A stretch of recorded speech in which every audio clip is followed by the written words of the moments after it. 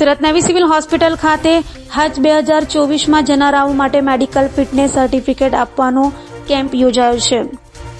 સુરતથી દર વર્ષે સાઉદ અરબ ખાતે હજ કરવા માટે સેંકડો લોકો જતા હોય છે, જેઓ માટે મેડિકલ ફિટનેસ સર્ટી સહિતની જરૂરિયાત થતી હોય છે। ત્યારે સુરત નવી સિવિલ હોસ્પિટલ ખાતે ગુજરાત રાજ્ય હજ સમિતિ દ્વારા હજ 2024નું મેડિકલ ફિટનેસ સર્ટિફિકેટ કેમ્પ રાખવામાં આવ્યો છે, જે 5 ફેબ્રુઆરીથી 8 ફેબ્રુઆરી દરમિયાન યોજાશે।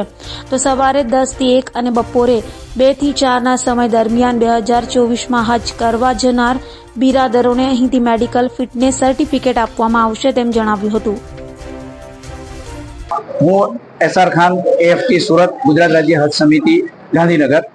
હજ કમિટી ઓફ ઇન્ડિયા તરફથી દર વર્ષે હાજીઓને સાઉદી અરેબિયા મોકલવામાં આવતા હોય છે। તે માટે હજ કમિટી ઓફ ઇન્ડિયાના સીધા માર્ગદર્શન હેઠળ ગુજરાત રાજ્ય હજ સમિતિની સૂચનાથી અત્રેના અમારા તમામ ફિલ્ડ ટ્રેનરો અને સિવિલ હોસ્પિટલના સ્ટાફથી હાજીઓ માટે જે જરૂરી મેડિકલ ફિટનેસ સર્ટિફિકેટ છે એ લેવાની કાર્યવાહી આજથી શરૂ કરવામાં આવેલ છે, જે માટે પરમ દિવસે તારીખ શનિવારના રોજ માનનીય સભ્યશ્રી અકરમભાઈ શાહ સાહેબના માર્ગદર્શન હેઠળ સ્થળ નિરીક્ષણ કરી હાજીઓ માટેની વ્યવસ્થા, ટેબલ, કેસ પેપર, ટોકન તમામ પ્રકારની વ્યવસ્થા કરવા માટે સંકલન કરવામાં આવીને સંતોષ વ્યક્ત કર્યો। એના અનુસંધાનમાં 4 દિવસ સુધી 5, 6, 7, 8 4 દિવસ સુધી અંદાજે 422 કરોડના 1040 જેટલા હાજીઓને ફિટનેસ સર્ટિફિકેટ આપવામાં આવશે, જે માટે દરરોજ 250 જેટલા એવરેજમાં હાજીઓ આવે છે, જેથી હાજીઓને પણ તકલીફ ન પડે, ડોક્ટરોને પણ તકલીફ ન પડે અને વોલન્ટિયરને અને કામ સરળતાથી ચાલે।